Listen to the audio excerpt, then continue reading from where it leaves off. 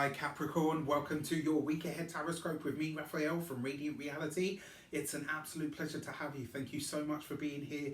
Thank you so much for joining me. If you haven't already, please don't forget to like, share, and if you should so choose, hit that subscribe button. If you are already a continued subby, you know I love you for it. Thank you so much. So with that said, if you would like to book a personal tarot reading with me, you can do so on the website address below.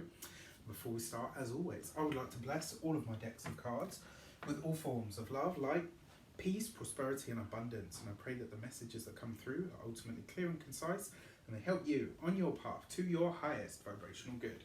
So let's see what the week ahead has in store for you, Capricorn. What is going on for you?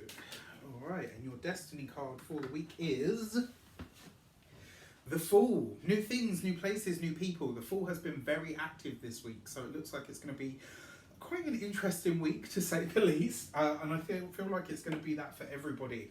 I do need to say, if you haven't seen it yet, please check out the weekly general overview. The reason being, big things are going to come from small things this week, and it's really important that you know what to expect so that you don't let anyone or anything press your buttons.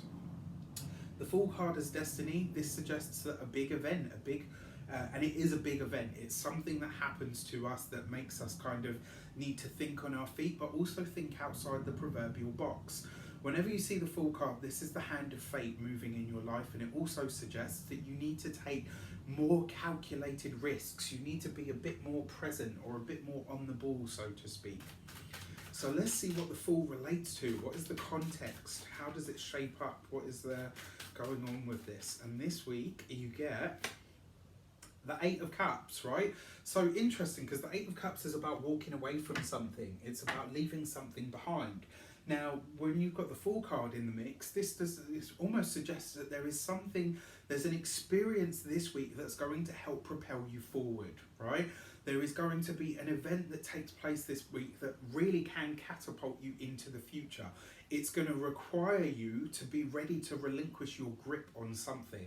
Why do I say that? Because the Eight of Cups is walking away from a disappointment. It's letting something in your past go. Something that caused an emotional rift or an emotional issue or unsettling with you. But with the Fool card in the mix, this is basically saying you can step into your future. You could be catapulted into the future in some way, shape or form this week. And what's really fantastic about that is that providing you're willing to relinquish your grip on something, whatever it is that you're holding on to from your past. It may be that you have an experience this week that wakes you up to where you were holding on to some pattern of pain in your past. And that will free up enough energy for you to drive your life forward in some way. So your insight card, you've got the Queen of Swords, right? So the Queen of Swords as a person, an air sign female. She is a Libra, a Gemini or an Aquarius. Very studious, mouth like a sewer, heart full of gold. The thing about the Queen of Swords, right? She's very harsh, and she can sometimes even be called cantankerous. But the thing about her, she's very, very fair.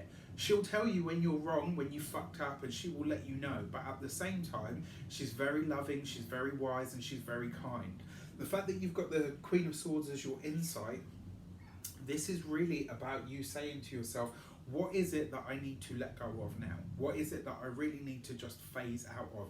And actually, it's almost like you're going to get a glimpse of how awesome your future path can be.